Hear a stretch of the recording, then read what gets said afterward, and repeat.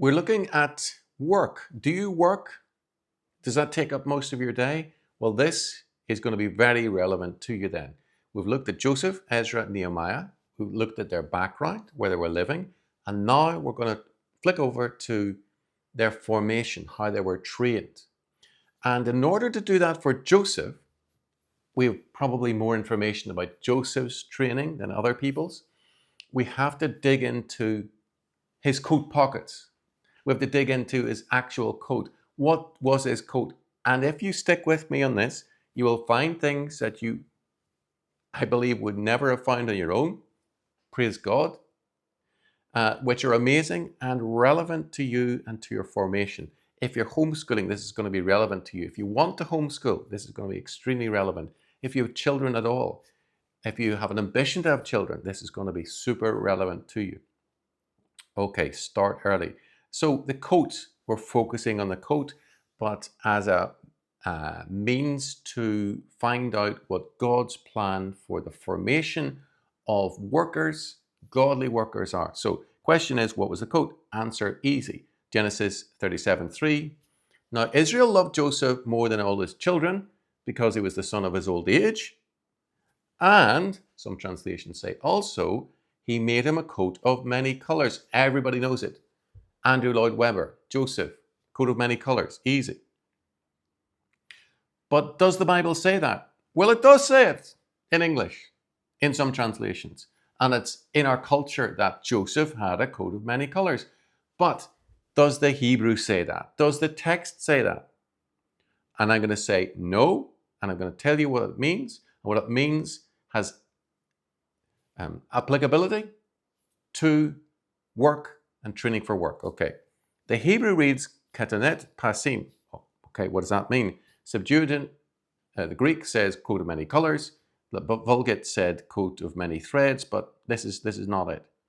There's a parallel passage which uses the exact Hebrew phrase, and very interestingly, crucially, it has to do with royalty. Where do we find that? 2 Samuel 13. And it's the tragic case of Tamar, raped by her half-brother. And she had a garment of diverse colours upon her, for with such robes were the king's daughters that were virgins apparelled. This robe is a royal robe. Okay. The only parallel that in all the Bible, and it's royal. It signifies an exalted position, a ruling position. Okay. Now, what relevance does that have to anything? To Jacob? Jacob was just, Joseph's father. He was just a poor man wandering about the place in tents, and there's something to do with sheep, I don't know. But no, his father and father's father were great men. Genesis 23:6. Hear us, my Lord. This is the Hittite speaking. For thou art a mighty prince among us. You got to get the context right. Joseph, his father Jacob, his father Isaac, his father Abraham were not just regular people, they were princes.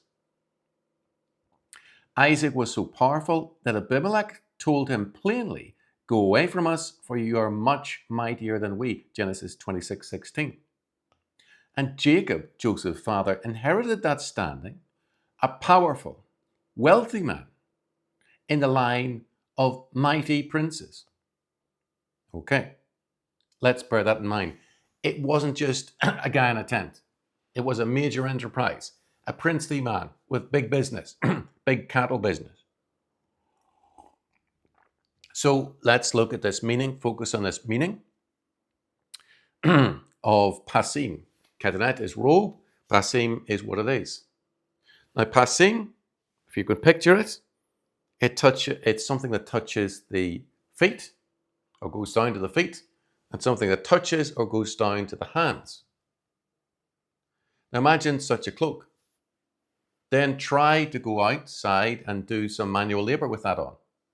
What's the problem? You can't do it. You can't do it. It's impossible to wear that robe and do maybe what everybody else does. You can't get your hands dirty. No, impossible. You can't work a field or drive livestock in this robe.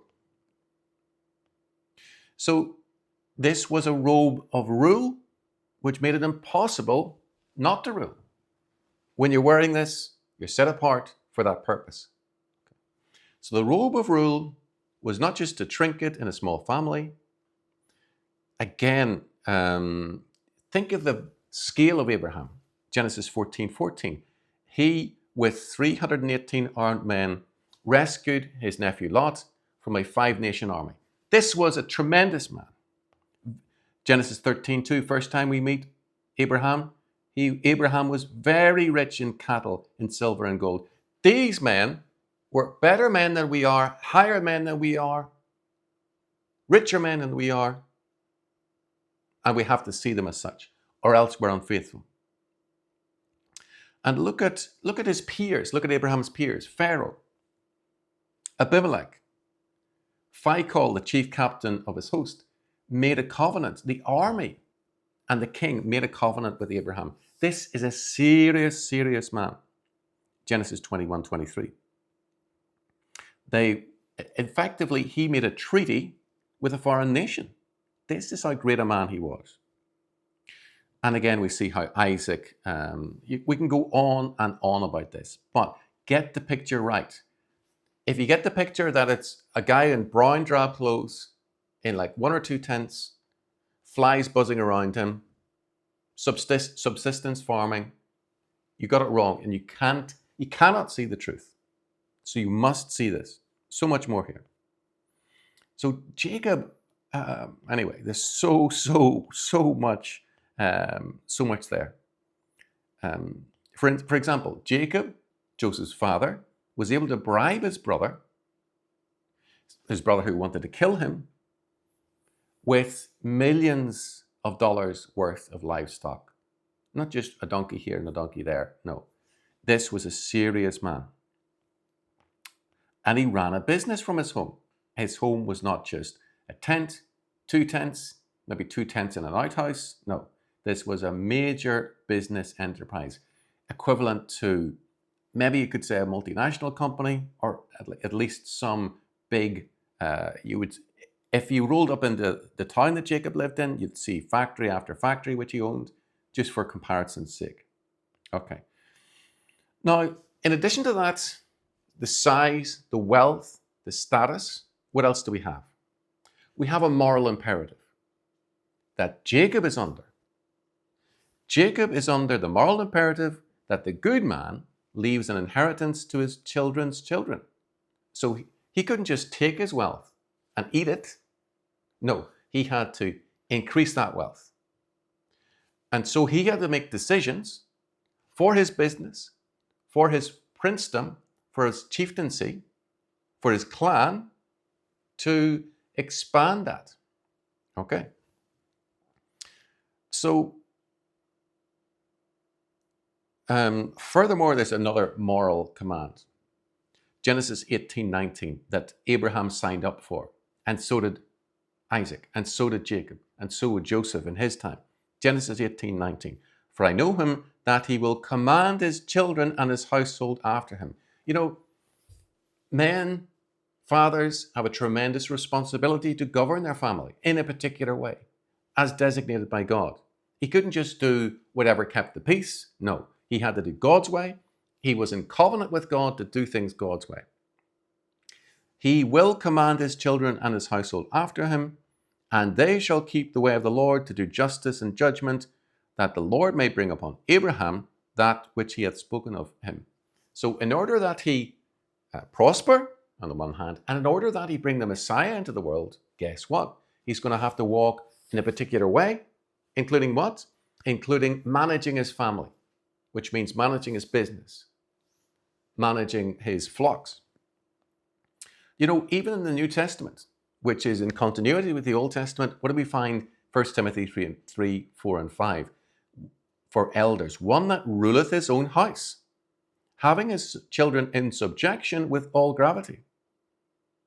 For if a man know not how to rule his own house, how shall he take care of the church of God? This isn't just an Old Testament thing. This is something relevant for fathers today, would-be fathers today. They've got to plan this in. Even if your father didn't do it, doesn't matter. You've got to do it yourself. So he wasn't just a freewheeling guy, no responsibilities, doing what he wanted to do just to keep the peace. No, far from it. All right. Well, another question arises, why choose Joseph and not the elder brothers? You know, there's a law in Deuteronomy that says don't give the heritage of the birthright to someone else just because you want to. But what's the problem? Problem is Reuben, Genesis 35 and Genesis 49. Reuben, the eldest son, slept with Leah's maidservant, pardon me, Genesis 35:22. Israel lay with his father's concubine, Bilhah. It was a covetous attempt to seize the inheritance, to solidify the inheritance. Lustful, perverse, the same as what Absalom did to his father's concubines. And what does the Bible say? Leviticus 18:18. The nakedness of thy father's wife shalt thou not uncover. It is thy father's nakedness. And on and on and on. Seventh commandment, thou shalt not commit adultery. He broke it. Covenantally, he was dead, set aside. No good. All right. What about the next two sons, Simeon and then Levi? Small thing, not a big thing. No, it is a big thing. Genesis 34, 13, 25, 27, and 29. Simeon and Levi were murderers. Not only that, they used the name of God and the covenant of God to deceive the Shechemites into saying, become circumcised, you can marry our sister, no problem. So they used the name of God, the covenant of God, the sign of God to say, oh, come in. And they used that as a trick. So not only are they murderers, but they're blasphemers as well. Two capital crimes. The next two sons. Useless. Thou shalt not murder. Okay. The scripture is replete with verses against this. Case law, 10 Commandments, Book of Proverbs, no use. And we see a parallel with Saul and how he treated the Gibeonites.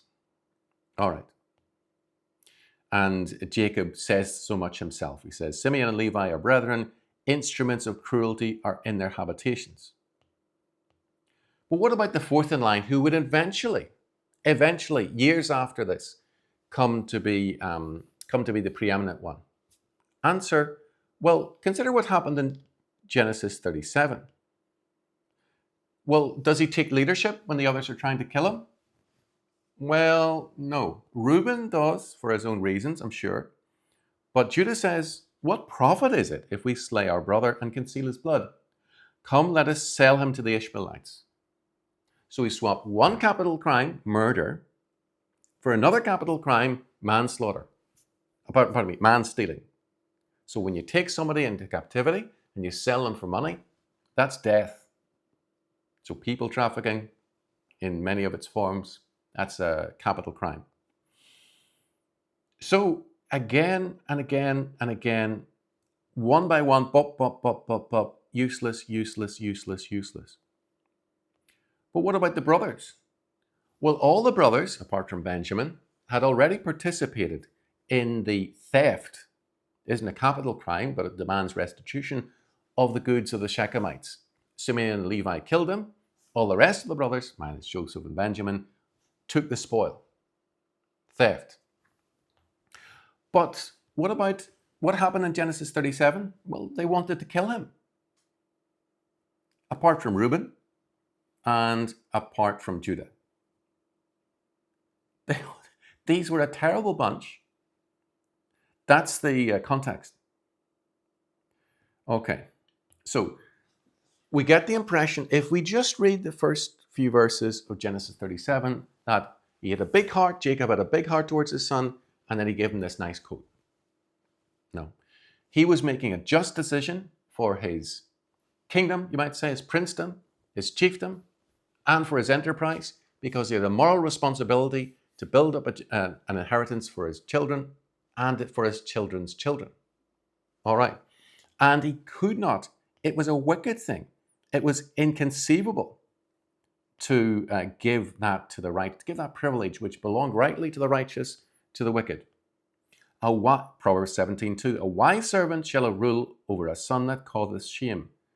All his other sons were shameful, fornicators, murderers, every one of them. And what do in this whole Genesis 37 affair? They lie. They bear false witness. You can just go through also using the covenant. It's a blasphemy. Again and again. Can you imagine the shame, the levels of shame that Jacob as a father bore? But, so he was the only one worthy of this great honor to bear the robe of rule. And it wasn't, again, a ceremonial task. It was actual rule. Back in Abraham's day, his household was at least 2,000, given the fact that he could field 318 troops born in his own household. What was it by Jacob's time? We have no way of knowing, but let's say it was 3,000 or 4,000. That's a big enterprise, and that needs ruling. And guess who was ruling it? Guess? Anybody guess? Joseph. So it was not just a pretty robe for a nice boy to wear. No, it was a burden that Jacob thoughtfully put upon his son's shoulders. It's fitting for the righteous to rule and unfitting for the wicked to rule over the righteous. Give it to Judah. He's a wicked man. We discover that he married a Canaanite and he refused to raise up the offspring to the Messiah. Tamar was more righteous than he was, the previous Tamar. When the righteous are in authority, the people rejoice.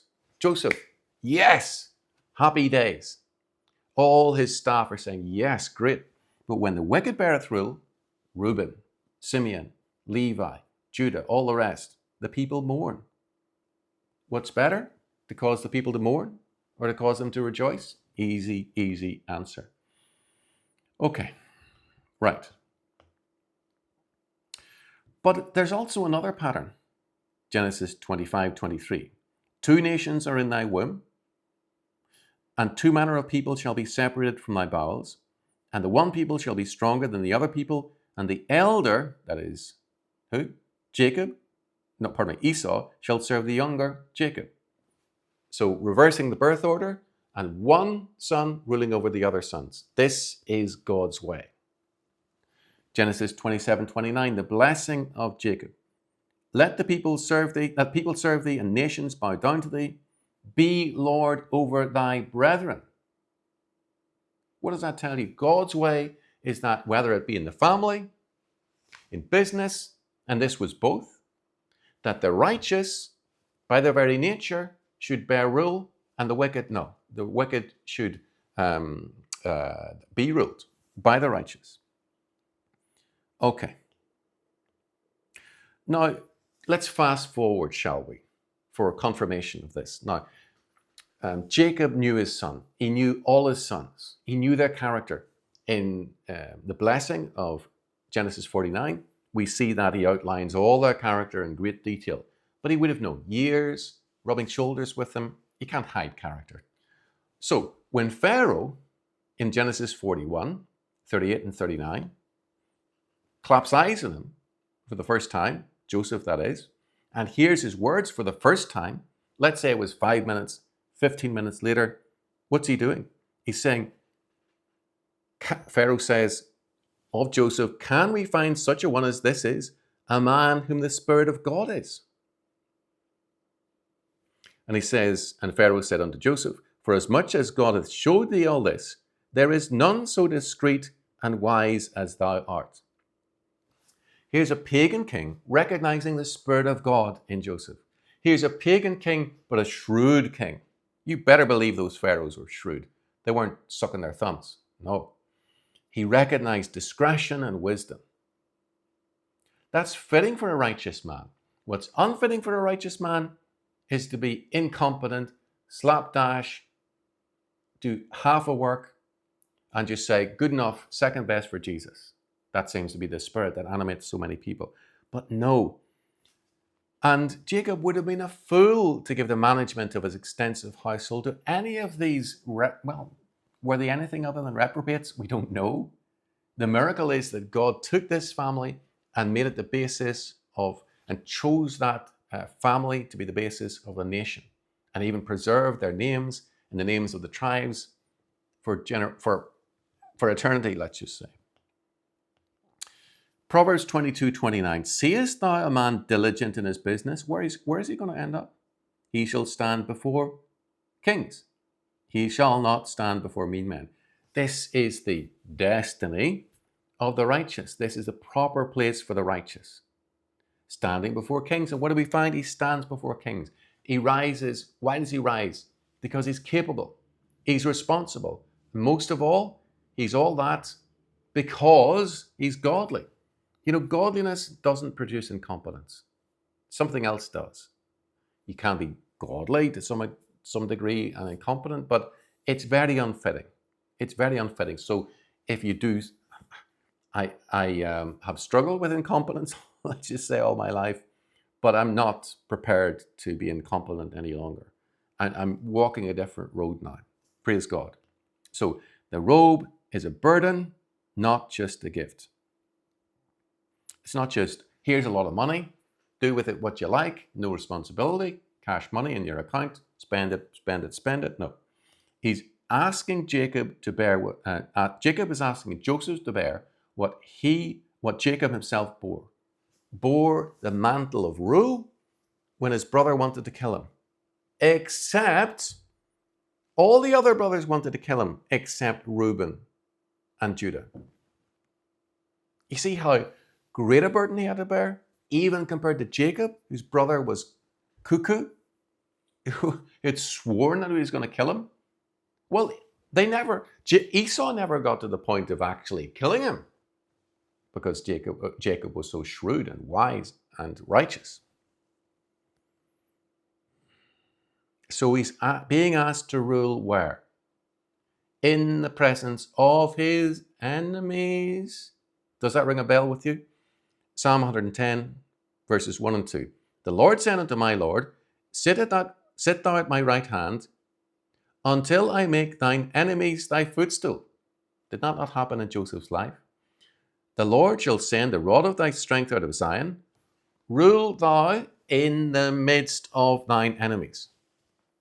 Psalm 23, verse 5. Thou preparest a table before me in the presence of mine enemies. And this echoes Jesus. John 6:38. For I came down from heaven, not to do mine own will, but the will of him that sent me. He faced, let's just say, how many brothers? 9 brothers who wanted to kill him? Well, less, 8 brothers. And he had this permanent, he couldn't just take the robe off and say, thanks, Dad. No, it didn't work like that. Jacob was the great patriarch. You can't say, nah, Dad, disrespect him like that. No godly man would do that or do. He was a considerable man. Even Pharaoh recognized his greatness and asked this great man Jacob to bless him. This was a great man. You just didn't cast off what he gave you. Even though it came at great cost. He had the rule, but in the presence of his enemies. Just like Jesus, doing the costly thing. Why? Because his Father told him to. Hence we see Jesus and Joseph in his rule, in his assumption of authority. Okay. But perhaps we'll finish in this. Why shouldn't a godly man like Jacob just make peace in his house? Shouldn't he try just to smooth things over? Last thought. Matthew 10:34-36. Think not that I am come to send peace on earth. I came not to send peace, but a sword. For I am come to set a man at variance against his father, and the daughter against her mother, and the daughter-in-law against her mother-in-law, and a man's foes shall be they of his own household. So again, we see the righteousness of Joseph, the wisdom and godliness of Jacob in choosing Joseph to rule, and the godly assumption of authority and rule over a great enterprise. And over a key part of that enterprise, no doubt, his brothers who were out managing the flocks. Hope that blessed you, and we'll see you, God willing, in 2 days.